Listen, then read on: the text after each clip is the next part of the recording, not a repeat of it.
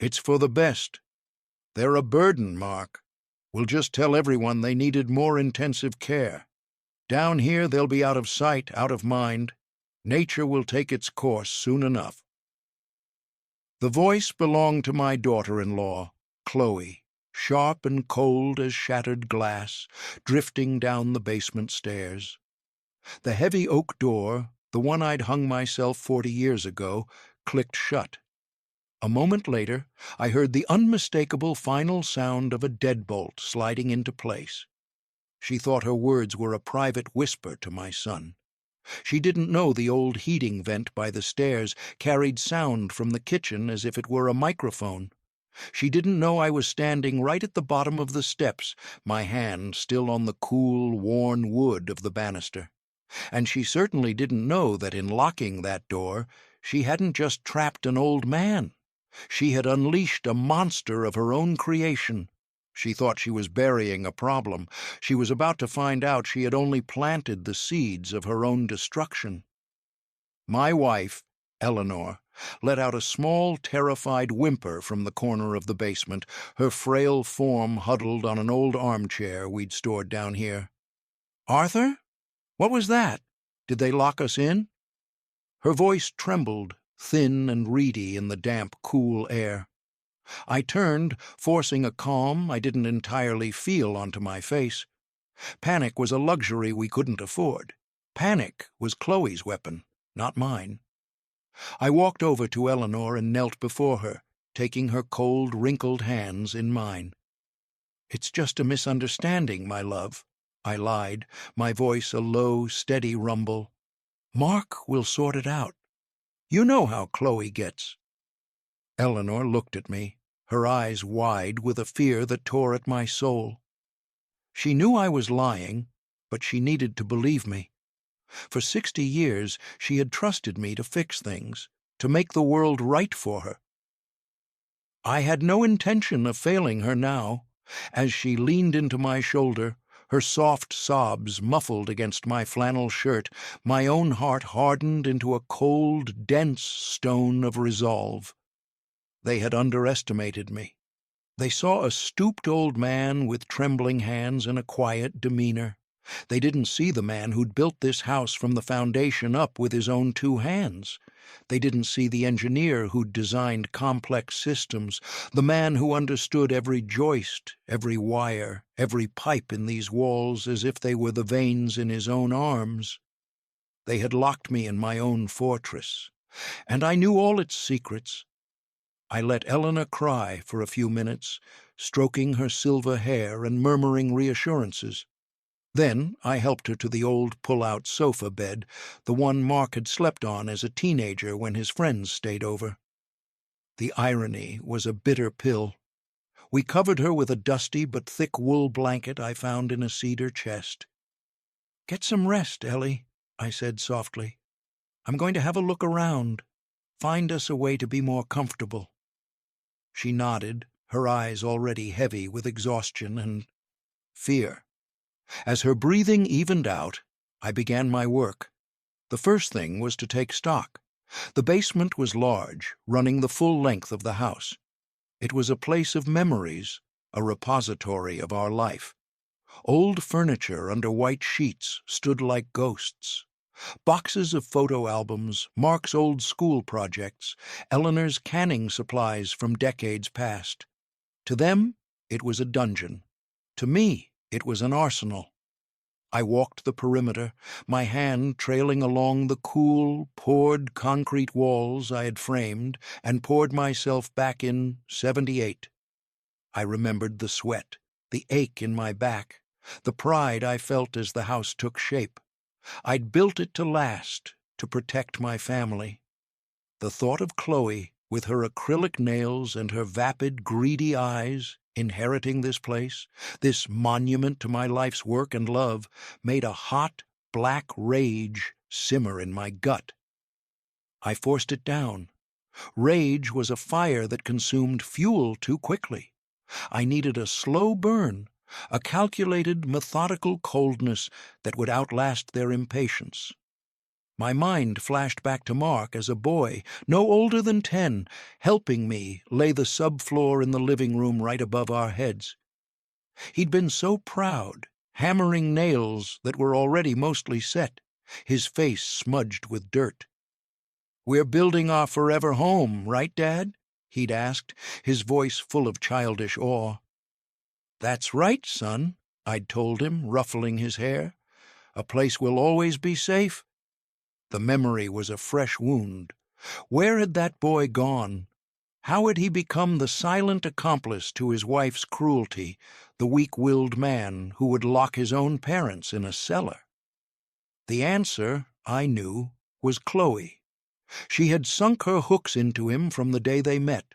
She saw our comfortable life, our paid-off home, our modest but substantial savings, and saw not a family to join, but a treasure to be plundered. In the beginning it was small things, a comment about how our furniture was dated, a suggestion that we should invest in a more modern car. Then it escalated. She'd go through my desk, leaving papers slightly askew.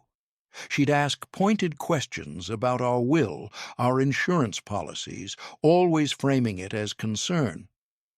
"We just want to make sure you two are taken care of, that your affairs are in order." It was a lie, of course. She wanted to know the exact value of her prize.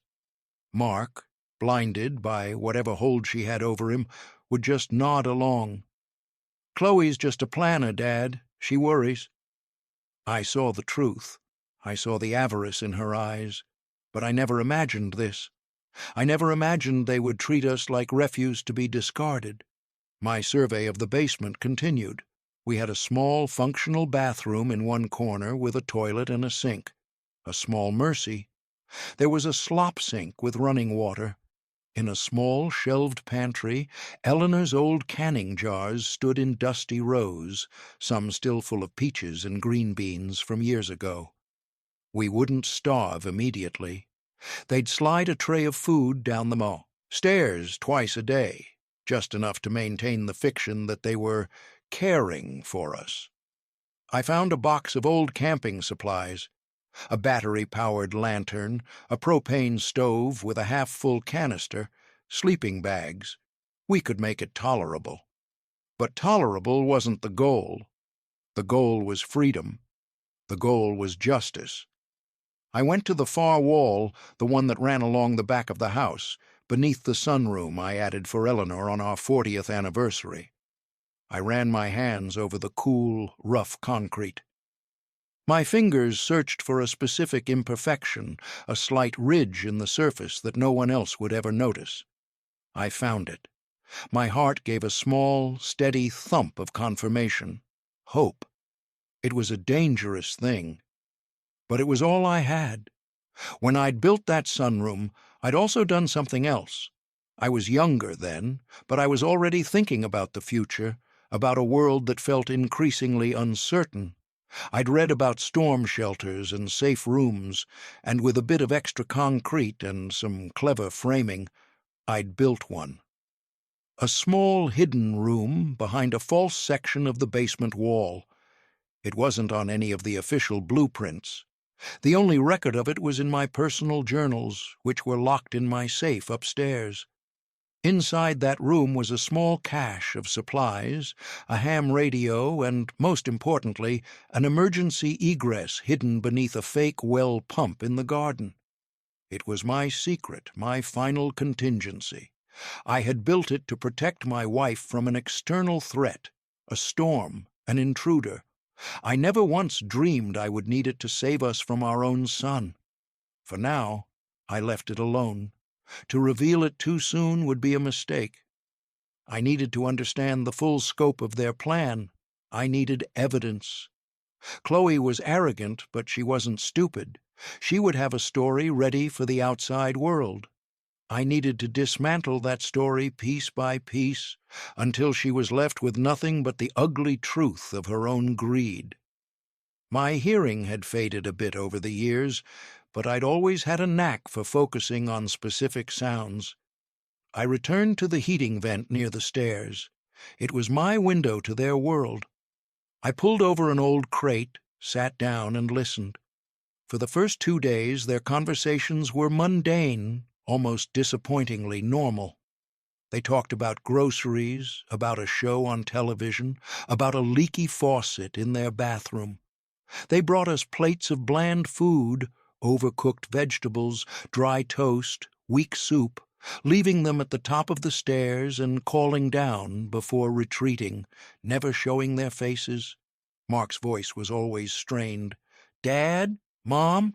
Food's here." He never waited for a reply. He couldn't bear to hear our voices. Good. Guilt was a start. It was a crack in his armor that I could perhaps exploit later. Eleanor, thankfully, settled into a fragile routine. She'd lost her spark, her eyes often distant and cloudy, but she trusted me. She'd watch me as I worked, tinkering with an old radio or sorting through boxes.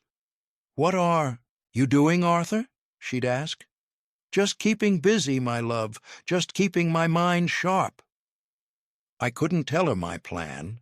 The knowledge would be a burden, another source of fear. Her role was to be safe.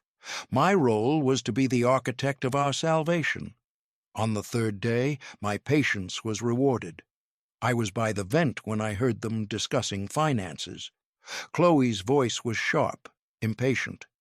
"The reverse mortgage paperwork is taking forever, Mark.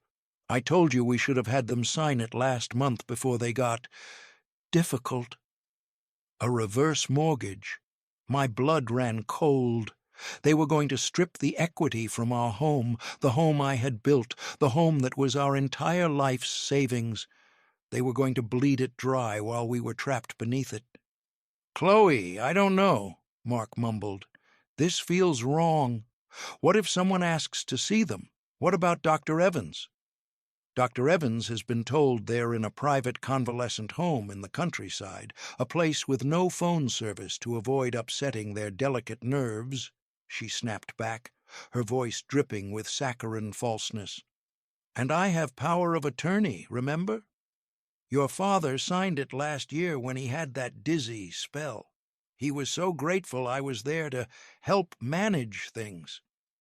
The color drained from my face. I remembered that day.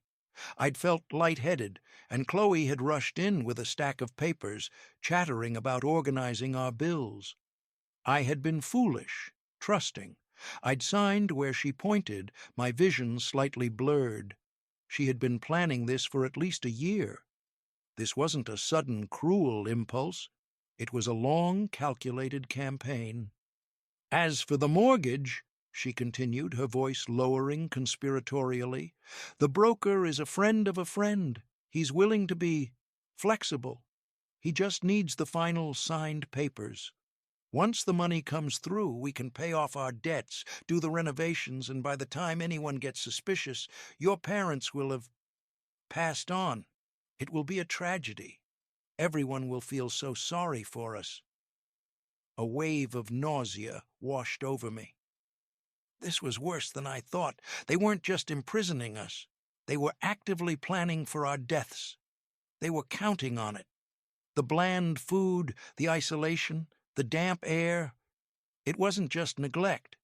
It was a method, a slow, quiet, deniable form of murder. I looked over at Eleanor, sleeping fitfully on the sofa bed, her face pale in the dim light. A fire I hadn't felt in 50 years roared to life in my chest. This was no longer just about escape. This was about war. That night, after Eleanor was asleep, I went to work. I found my old toolbox, the one I'd used to build this house. The tools were old, but they were mine. They fit my hands perfectly. I started with the boxes stacked against the back wall, the one hiding my secret.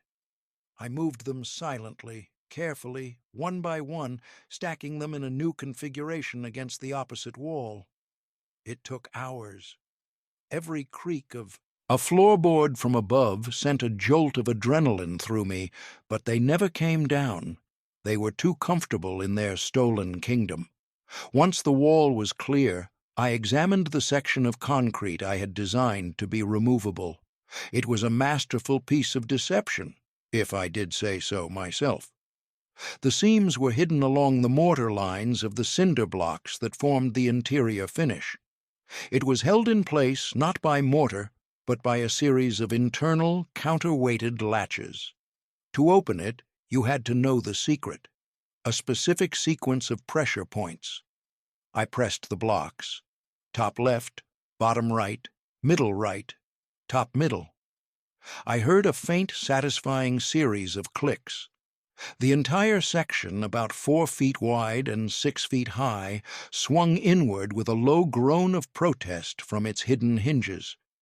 A wave of musty, still air washed over me. I shone my lantern inside. The secret room was exactly as I had left it a decade ago. It was small, no bigger than a walk-in closet, but it was dry and secure. On the shelves were MREs, bottled water, first aid kits, and a crank-powered ham radio. And in a fireproof lockbox I found what I was looking for: my old journals, a copy of the original unaltered deed to the house, and a certified copy of our real will, the one that left everything to a trust for our grandchildren, to be administered by my lawyer, not by Mark and Chloe. I sat on the cold floor of my secret room, the beam of my lantern illuminating the pages of my journal. I flipped through the entries detailing the construction of the house, the sunroom, and this very room. My own handwriting, a younger man's confident scrawl, was a voice from the past, reminding me of who I was. I wasn't a helpless old man. I was Arthur Vance, the man who built this world, and I would be the man who tore theirs down. My plan began to form, not as a desperate scramble for freedom, but as a precise, multi-stage operation. Stage 1 was documentation. I needed more than my word against theirs. Chloe was a prolific user of social media. I had a feeling her arrogance would be her undoing. The problem was access. My phone was upstairs, likely destroyed or discarded, but there was another way. The house was old, but I'd kept up with the times. A few years ago, I'd run Ethernet cables through the walls to every room for better internet coverage. I knew exactly where the main junction was, in a utility closet right next to the basement stairs. The wall was just drywall. Using a small handsaw from my toolbox, I carefully cut a small, neat square out of the drywall at the back of a storage closet filled with old winter coats. It was a slow, nerve-wracking process. The sound of the saw, though quiet, seemed thunderous in the silence. But upstairs, the television was always on, a constant drone that masked my work. Behind the drywall, I found it, a tangle of blue cables. I also found something else, a newer, thicker cable I didn't recognize. I followed it with my fingers. It ran upwards, towards the kitchen. I went back to my listening post at the vent.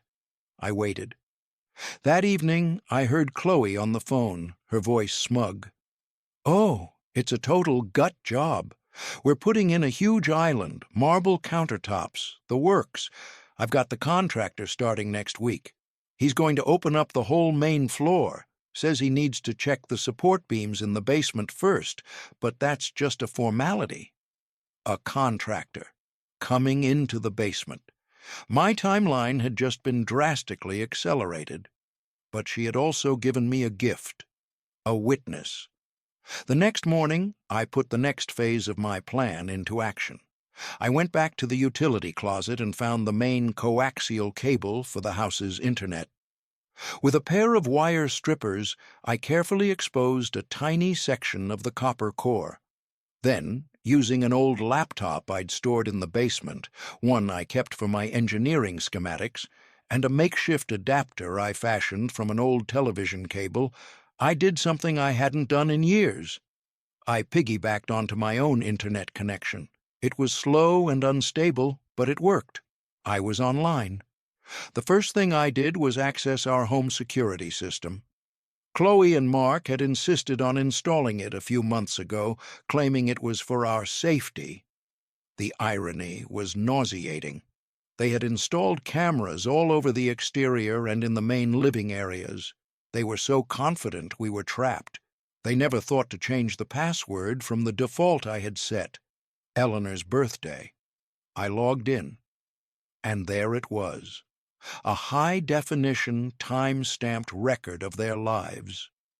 I watched them moving freely around my house, eating my food, sleeping in my bed. I saw Chloe on the phone with her broker, her face alight with greed. I saw Mark, his shoulders slumped, his expression a constant mask of misery and guilt. And then I found the jackpot. The system had voice-activated recording. It had captured everything, every conversation in the kitchen, the living room, the hallway. I found the recording from 3 days ago. I listened, my jaw clenched, as Chloe's voice, crisp and clear, echoed from my laptop's speakers. Nature will take its course soon enough. I started downloading everything, every video file, every audio clip.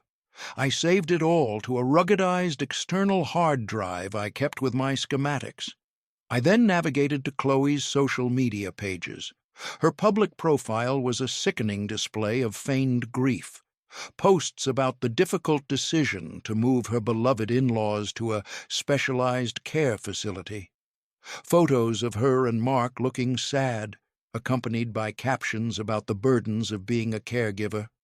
Hundreds of comments from her friends poured in, offering sympathy and praise for her selfless sacrifice. "You're a saint, Chloe," one read. "Your family is so lucky to have you," said another. I felt a grim smile touch my lips. The bigger the pedestal, the harder the fall. I took screenshots of everything. My evidence file was growing. It was a digital tapestry of their lies, and I was the weaver. The final piece of my plan involved the contractor. He was my Trojan horse. Chloe expected him to see an empty basement ready for renovation. He was about to find something very different. The morning the contractor was scheduled to arrive, I woke Eleanor early. "Ellie, my love," I said, my voice gentle but firm, "today we're going to play a little game.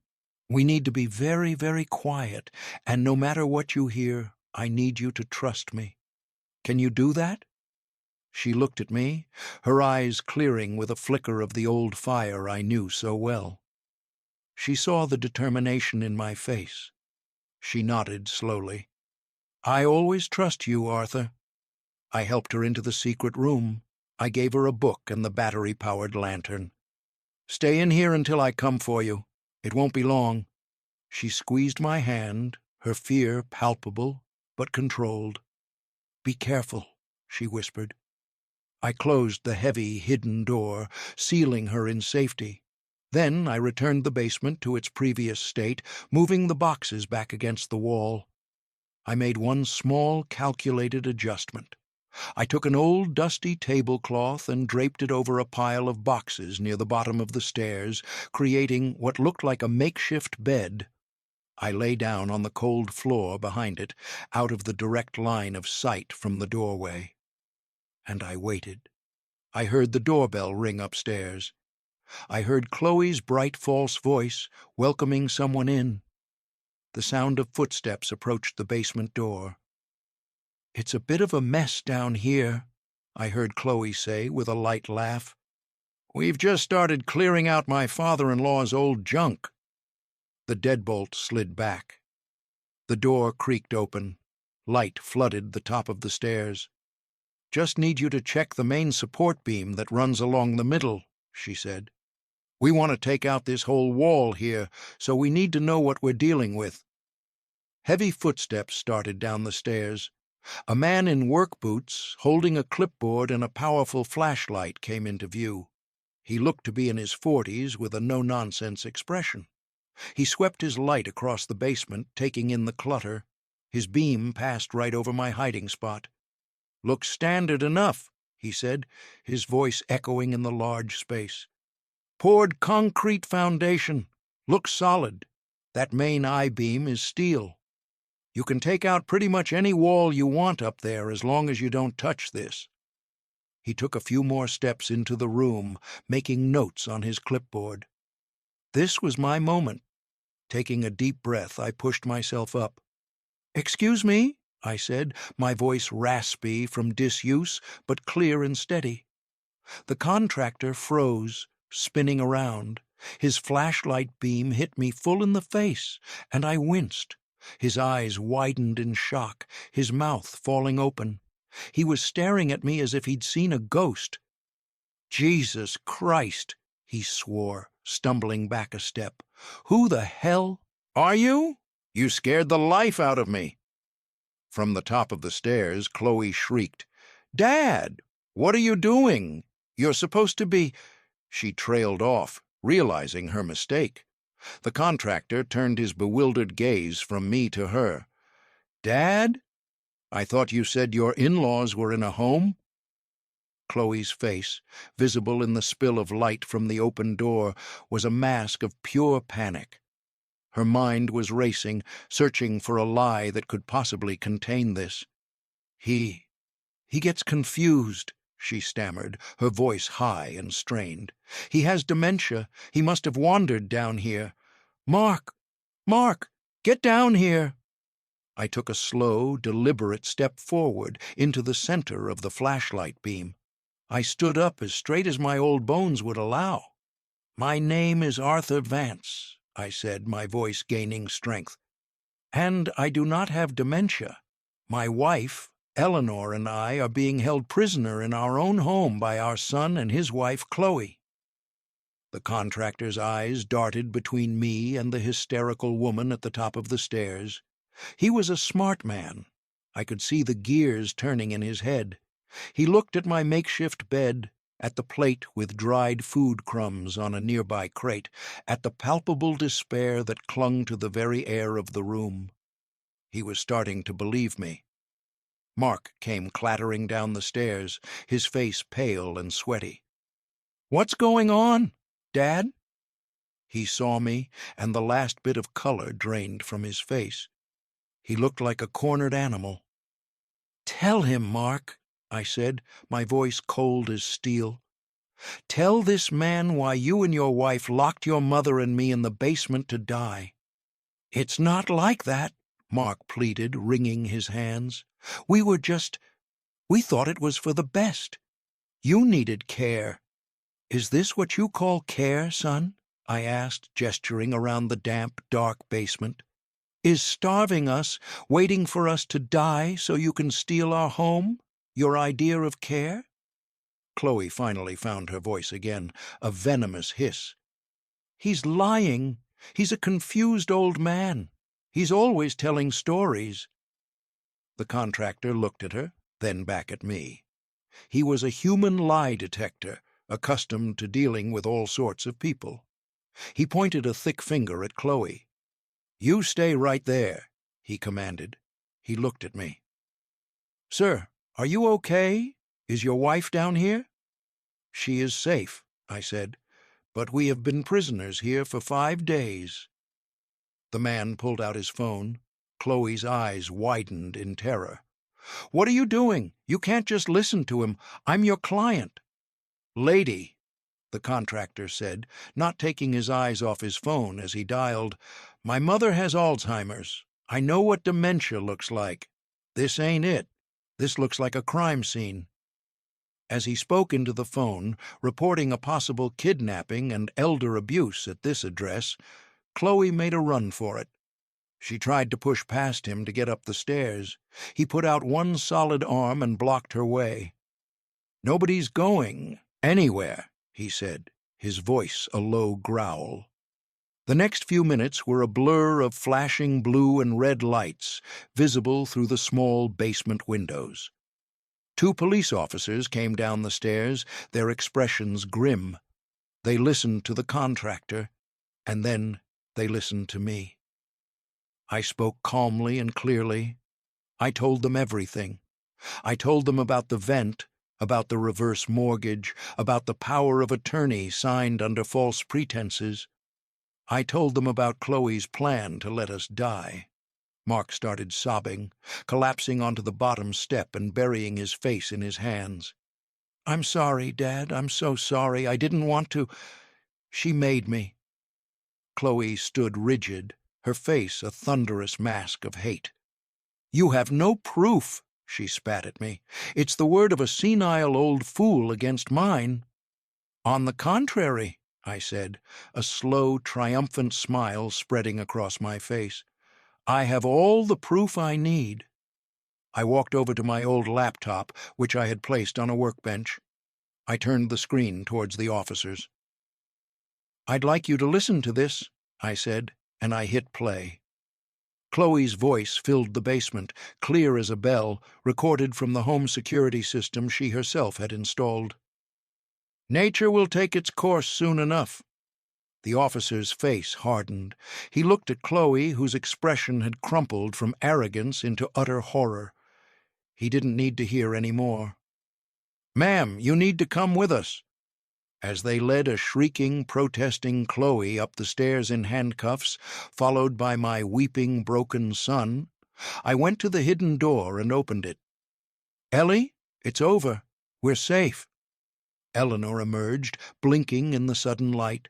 She saw the police officers, the flashing lights, and looked at me, her eyes full of questions. I just held her close. "I told you I'd fix it," I whispered into her hair. The aftermath was messy, as all such things are. The legal proceedings were long and draining, but the evidence was overwhelming. The audio recordings, the financial documents I had stored, Chloe's own social media posts, it all painted a damning picture. Chloe was sentenced to a long prison term for kidnapping, elder abuse, and attempted fraud. Mark, in exchange for his testimony against his wife, received a lesser sentence, but his life as he knew it was over. He had lost his parents, his freedom, and any shred of self-respect he might have had left. We never spoke to him again. Some betrayals are too deep to forgive. We reclaimed our house. It took months to scrub the psychic stain of their presence from the walls, but slowly it began to feel like ours again. We had new locks put on the doors. My lawyer helped us establish an ironclad trust, ensuring that our assets would be protected and would one day go to our grandchildren, bypassing their father completely. One sunny afternoon, Eleanor and I were sitting in the sunroom I had built for her. She was tending to her orchids, her hands steady now, the light back in her eyes. She looked over at me, a soft smile on her face. "You were so brave, Arthur. Down there in the dark. I was so scared, but you were like a rock." I reached over and took her hand. "I wasn't brave, Ellie. I was angry. They tried to take you from me. They tried to erase our life together. I built this house to keep you safe. I wasn't about to let them tear it down." She squeezed my hand. We sat in comfortable silence, the warm sun streaming through the glass, the scent of flowers filling the air. We had faced the worst darkness imaginable, a betrayal from our own flesh and blood. But we had survived. Our foundation was strong, built not just of concrete and wood, but of a lifetime of love and shared resolve. And no one, no matter how cruel or greedy, could ever tear that down.